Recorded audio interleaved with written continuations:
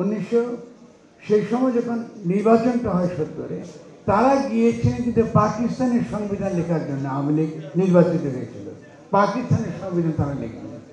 কিন্তু পাকিস্তানের সংবিধান লিখবার আগেই এখানে আমরা মুক্তিযুদ্ধ শুরু হয়ে যায়। কিন্তু তারা ফিরে এসে যারা পাকিস্তানের জন্য নির্বাচিত হয়েছিল তারাই এসে কিন্তু আমাদের জন্য একটা সংবিধান লেখে, এবং ওই সংবিধান ফেলতে আমাদের দীর্ঘ সময় লাগবে। এখনো আজও এই যে আমি আপনাদের সামনে দাঁড়িয়ে আছি, সেই সংবিধান এখনো কিন্তু বাতিল করা হয়নি। শুধু তাই নয়, সেই সংবিধান অনুযায়ী যিনি প্রেসিডেন্ট হিসেবে নিযুক্ত তিনি কিন্তু এখনো বহাল তবিয়তে আছেন। শুধু তাই নয়, যে সকল আইনগুলো আছে আমাদের সমাজে, সেই ইংরেজ আমল থেকে সে আইনগুলো কিন্তু এখনো আমাদের দেশে কিন্তু বহাল আছে। শুধু তাই নয়, আমাদের বিভিন্ন রকম যে সরকার ব্যবস্থা, আমাদের বিভিন্ন রকম প্রতিষ্ঠান, এই সমস্ত কিছু যে অতীতের যে সকল আইনের বলে গঠিত হয়েছে, অতীতের যে সকল প্রাচীন চিন্তার ভিত্তিতে গঠিত হয়েছে, এই সবই কিন্তু এখানে কিন্তু বহাল আছে। আমরা তরুণরা, এই যে আমার বীর ভাইরা, তারা তাদের পঙ্গু হয়ে আরও হাজারো ভাইরা শহীদ হয়েও আমরা কিন্তু আসলে কিন্তু এটা বদলাতে পারিনি। এই বাস্তবতা তরুণদের বিশেষভাবে আমি মনে রাখতে বলবো। এটা খুবই খুবই গুরুত্বপূর্ণ। কারণটা হলো এই, আপনারাই বলেছেন 31 তারিখে আরেকটি ঘোষণা আসছে। সত্যি কেন আসছে? তো আপনি কি জানেন কি ঘোষণা আসবে?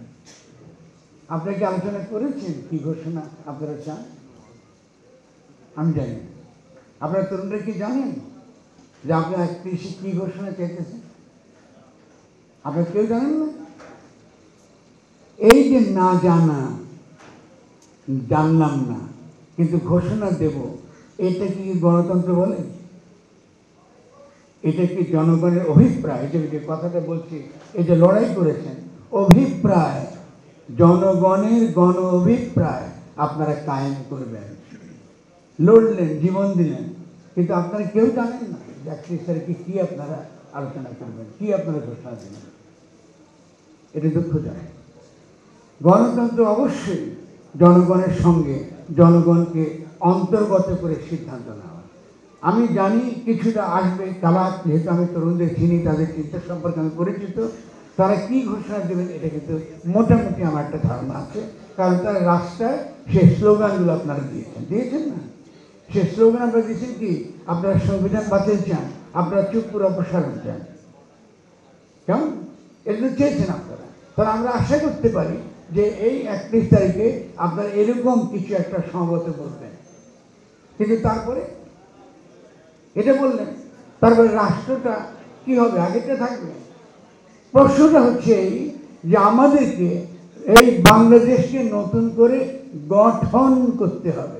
শব্দটা গঠন, শব্দটা সংবিধান না, সংবিধানকে গঠন করব।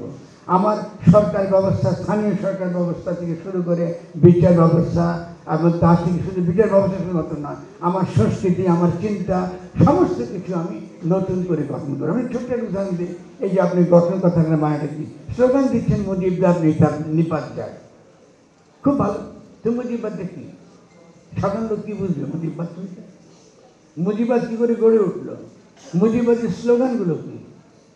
তাহলে আমরা আসলে যেটা চাইছি সেটা হলো আমাদের সমাজ থেকে ফ্যাসিস্ট চিন্তা ভাবনা, ফ্যাসিস্ট প্রতিষ্ঠান, এগুলো নিপাত যাক।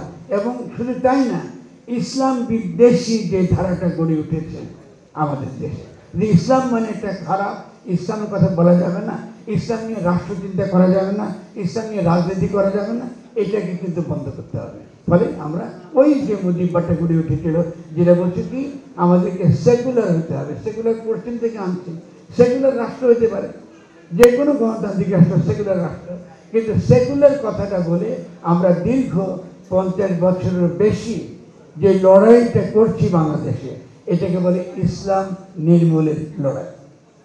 আমরা আগামী দিনে অনেক বড় চ্যালেঞ্জের সামনে দ্রুত ছুটে যাচ্ছে। বিজিবি এই যে সম্মানটুকু করেছে আমাদের বীর ভাইদের 100 জনকে, যখন এটা শুরু করলাম, তার মধ্য দিয়ে সেদিনই আমি একটা বক্তৃতা দিয়েছিলাম, আপনারা হয়তো শুনেছেন, বাংলাদেশের ইতিহাসে এটা একটা অভূতপূর্ব ঘটনা। এই প্রথম আমরা দেশকে গড়বার জন্য, গঠন করবার জন্য সৈনিক এবং জনগণের মধ্যে ভেদরেখা আমরা কমিয়ে ফেলার চেষ্টা করছি। এটা একটু ভালো করে ভাববেন তরুণরা। এই পর্যন্ত সৈনিকদের বিরোধিতা করা, কথায় কথায় সেনাবাহিনীকে অমর্যাদা করা, কথায় কথায় সেনাবাহিনীর বিরোধিতা করা, এটা ছিল কিন্তু আমাদের সংস্কৃতি। সৈনিকতার মর্যাদা ছাড়া, সৈনিকতার মর্যাদা ছাড়া আপনি কখনো কোনো দেশ গঠন করতে পারবেন না। এবং যেহেতু সৈনিকতার মর্যাদা অত্যন্ত গুরুত্বপূর্ণ দেশ গঠনের জন্য, এই জন্য আমি ওই বিজেপির সভায় বলেছিলাম অবিলম্বে র্যাব বিলুপ্ত করতে হবে। 1 নম্বর, কেন র্যাব বিলুপ্ত করতে হবে? কারণ কোনো সৈনিককে, নিরস্ত্র মানুষকে ধরে নিয়ে যাওয়া, নিরস্ত্র মানুষের গুলি চালা সৈনিকের প্রতি অপমান, সৈনিককে অশ্রদ্ধা করা, তাকে অমর্যাদা করা, এটা হয়েছে র্যাবের নামে। 2 নম্বরটা হলো এই বিজিবি নামটা অপমানজনক, নামটাই অপমানজনক। BDR, defence, first line of defence. আজকে ভারত যদি আক্রমণ করে, দেখেছেন একটু আগে ওই যে ওদের একটা শুভেন্দু, সে কিন্তু লোকজন নিয়ে এসে সীমান্তে চলে এসছে, এবং ও পাশে যারা জানেন ওখানে কিন্তু বিএসএফ আর্টিলারি নিয়ে আছে।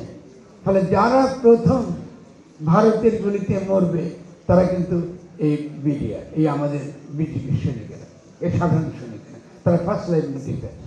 তো তাদেরকে কি আপনারা হোম মিনিস্টার দিয়ে রাখবেন, নাকি এটা আমাদের বৃহত্তর জাতীয় প্রতিরক্ষার অন্তর্গত হবে? যদি জাতীয় প্রতিরক্ষার চিন্তা করতে চান, যদি দিল্লি না ঢাকা, ঢাকা আসলে আপনারা যদি নিজেরা বলতে চান, তাহলে দাবি তুলতে হবে যে এই যে বাংলাদেশে আমাদের সেনাবাহিনীকে পুনর্গঠন করতে হবে। এবং সেখানে কি সেই জন্য, তার জন্যে যেটা সবার আগে দরকার সেটা হচ্ছে বাধ্যতামূলক সামরিক শিক্ষা।